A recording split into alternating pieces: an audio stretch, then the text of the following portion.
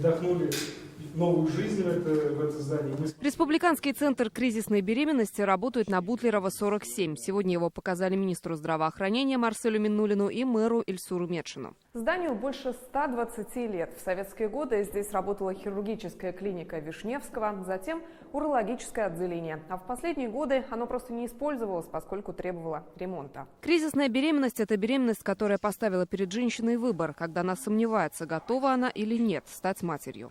Они после предварительной беседы с акушер-гинекологами и психологами уже по месту жительства в женских консультациях поступают сюда. И здесь уже, в общем-то, есть определенная этапная методология работы с подобного рода контингентом пациенток, и, соответственно, есть очень хорошие результаты. То есть по сравнению с прошлым годом сейчас это 42% сохраненных беременностей. Врач, психолог, юрист и социальный работник подробно консультируют по всем аспектам. Женщина должна пройти ультразвуковое исследование.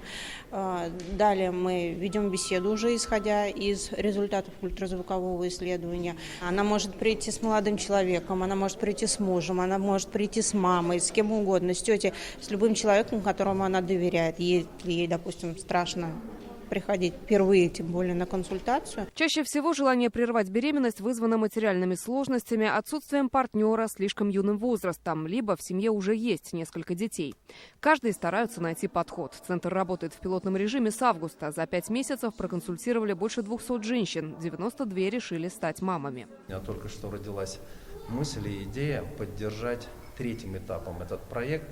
Мы вместе с коллегами из данного центра будем знать каждую женщину, которая попала в кризисную ситуацию, у нее попросту нет денег. Бывает, она приехала из деревни, поступила учиться, боится родителям об этом сообщить, не на что рожать.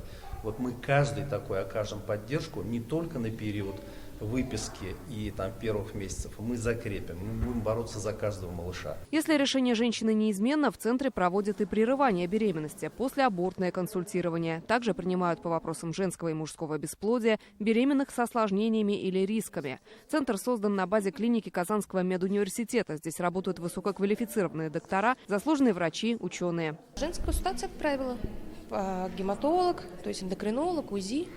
Дополнительно посмотреть. Все же беременные переживают за свое здоровье. Меня направили на УЗИ сюда, плановый УЗИ. Мой участковый гинеколог-терапевт. Первый раз мне здесь очень понравилось. Здесь светло, уютно встретили, доброжелательно очень. И детский уголок есть для детей. У центра статус республиканского. Также под методическим сопровождением медуниверситета созданы 8 межрайонных, чтобы помощь оказать всем. Лена Знатульна, Наиль Абдулин, ТНВ, Казань.